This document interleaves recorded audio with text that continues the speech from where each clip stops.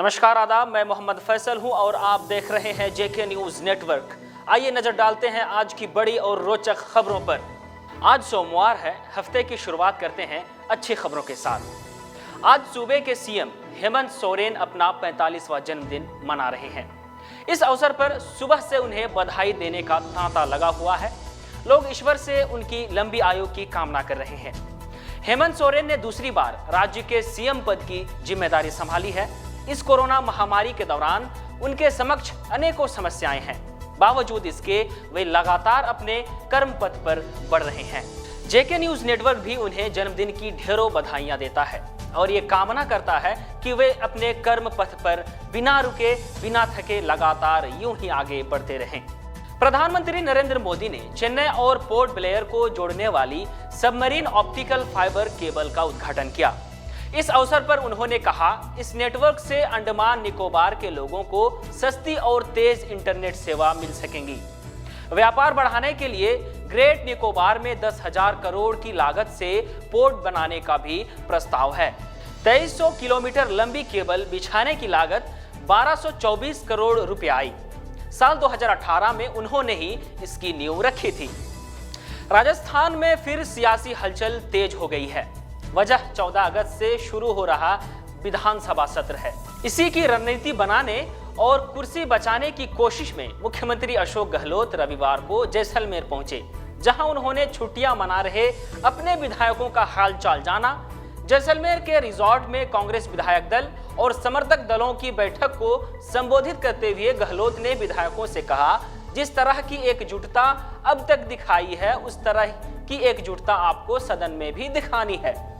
उन्होंने विधायकों से सदन में तैयारियों के साथ जाने को कहा है और उसके बाद अपने अपने विधानसभा क्षेत्रों में जाकर जन कल्याण कार्यों की एक सूची पेश करने को कहा है, ताकि सरकार उन पर काम कर सके।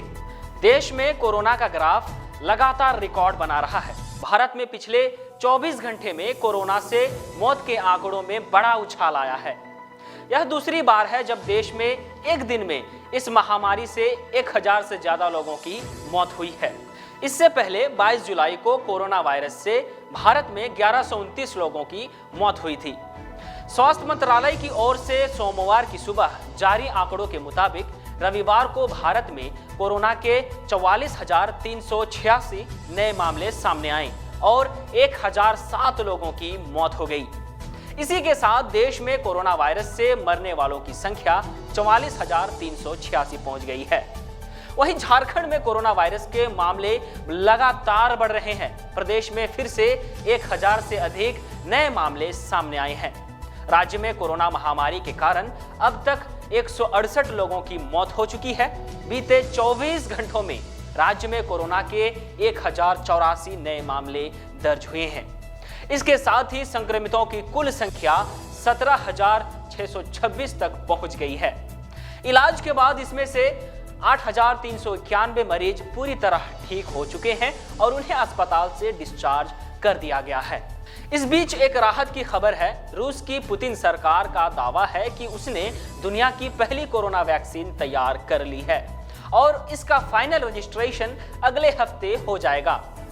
रशिया की मीडिया रिपोर्ट्स के मुताबिक डिप्टी हेल्थ मिनिस्टर ओलेग ग्रेडनेव ने कहा, कोविड-19 की वैक्सीन का रजिस्ट्रेशन 12 अगस्त को होगा। जैम कोविड वैक लयो नाम की यह वैक्सीन रूस के रक्षा मंत्रालय और गमालिया national centre for research on epidemiology and microbiology ने तैयार की है। रूस ने दावा किया है कि उसने कोरोना की जो वैक्सीन तैयार की है वह क्लिनिकल ट्रायल में 100% तक सफल रही है। ट्रायल की रिपोर्ट के मुताबिक जिन वॉलंटियर्स को वैक्सीन दी गई उनमें वायरस के खिलाफ इम्यूनिटी विकसित हुई है। अब बात करते हैं सुशांत सुसाइड केस की। सुशांत की कथित गर्लफ्रेंड रिया चक्रवर्ती पर ईडी का शिकंजा लगातार कसता जा रहा है। रिया से ईडी की दूसरी दौर की पूछताछ चल रही है। रिया अपने पिता और भाई संग ईडी दफ्तर में मौजूद है। रिया से सुशांत के पैसों को लेकर सवाल पूछे जा रहे हैं। ईडी ने रिया से अपने खर्चों का प्रूफ देने के लिए डॉक्यूमेंट्स भी मंगवाए हैं। वहीं सुशांत की एक्स बिजनेस मैनेजर श्रुति मोदी भी ईडी दफ्तर में मौजूद है। उनसे भी ईडी पूछताछ कर रही है। फिलहाल मेरे साथ खबरों में इतना ही। ताजा तरीन खबरों के लिए जुड़े रहिए जेके न्यूज नेटवर्क के साथ। हमारे चैनल को लाइक और सब्सक्राइब करना ना भूलें। धन्यवाद।